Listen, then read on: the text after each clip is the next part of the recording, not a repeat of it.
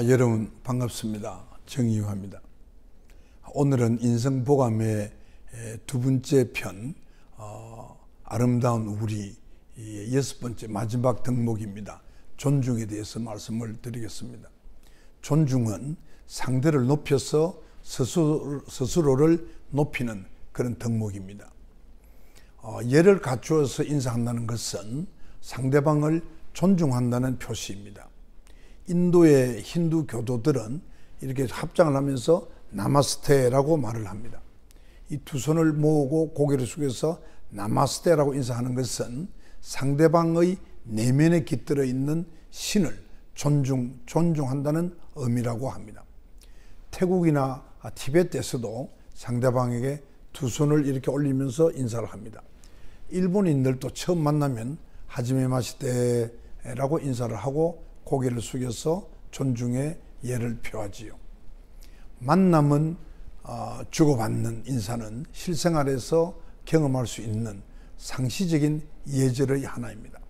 극히 일상적이어서 각별해 보이지 않을지 몰라도 정중한 인사로부터 타인에 대한 존중을 체감할 수가 있습니다.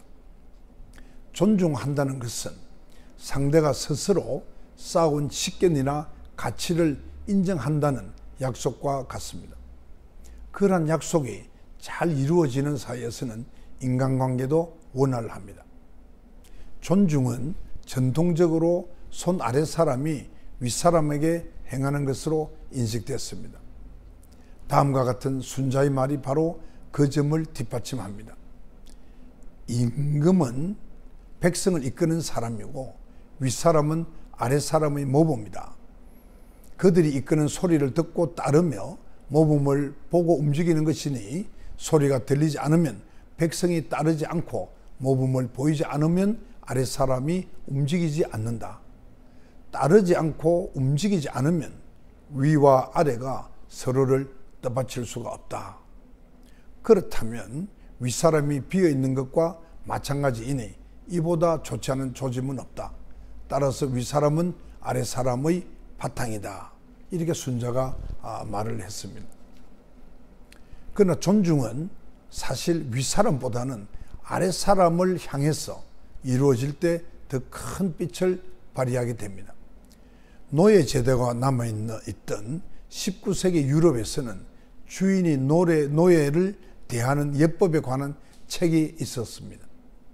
그 책에는 부드럽고 점잖게 또 정중한 태도로 지시할 것, 침착한 음성을 유지하되 너무 친숙하거나 동정 어린 어조는 피할 것, 하인을 부를 때는 청아한 음조로 말끝이 흐트러지지 않도록, 또 만나면 즐거움을 주는 최상의 품격을 갖춘 사람이 되기 위해서는 부드럽되 우렁차게 하인을 불러서 이런저런 일을 해주면 고맙겠네 라든가 자네가 좋다면 그렇게 해주게 라고 말할 것, 이러한 그 예절법이 있었다고 합니다.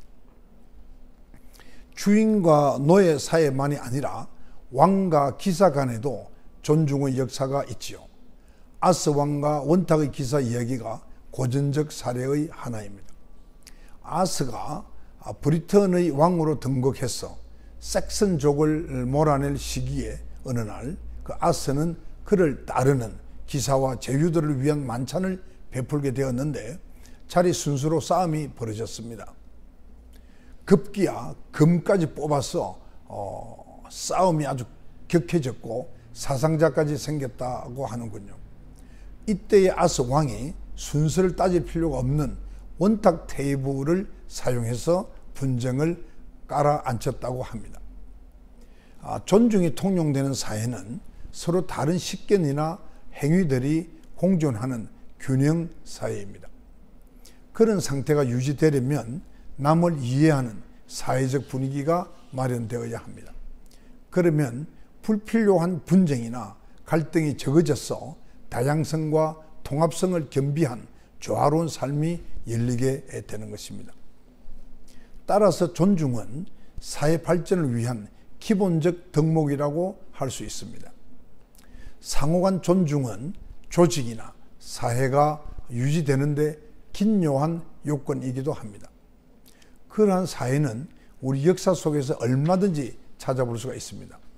임진왜란 직전에 군관 이순신을 전라 자수사로 청구한 바가 있는 서해 유성룡은 존중이 조직을 뒷받침하는 굳건한 정신적 토대임을 통찰한 분이었습니다.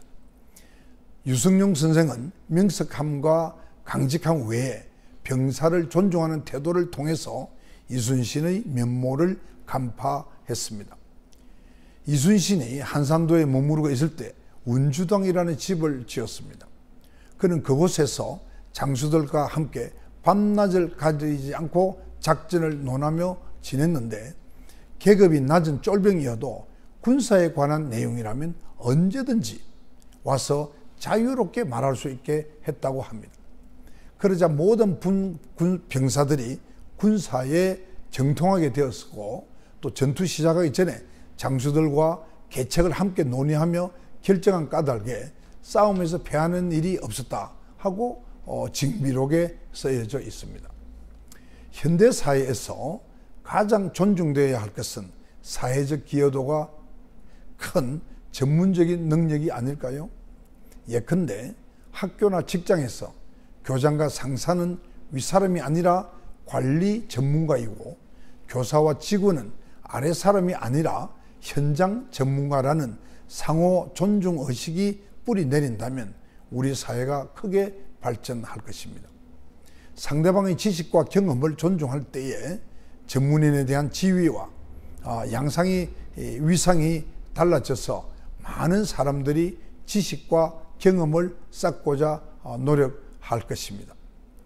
노벨 경제학상을 받은 행동경제학의 창시자인 다니엘 카너먼도 자녀들의 작은 아이디어도 존중해주는 그런 이스라엘의 교육 환경이 지금의 나를 만들어준 원동력이다 라고 토로한 바가 있습니다. 병사들이 지닌 지식과 경험에 대한 존중으로 외적의 침입을 막아낸 성웅 이순신 역시 오래전에 그 점을 알고 실행한 사람인 것입니다. 여러분, 존중은 남을 빛나게 하는 것뿐만 아니고 자신을 빛나게 한다는 것을 잊지 맙시다. 제 어머니는 제가 초등학교 시절에도 한반 친구들과 집에 놀러 왔을 때 항상 높임말을 썼습니다. 어머니에 대한 저의 추억에는 이것이 크게 각인되어 있습니다. 제 자신도 쉽게 되지 않으니까요.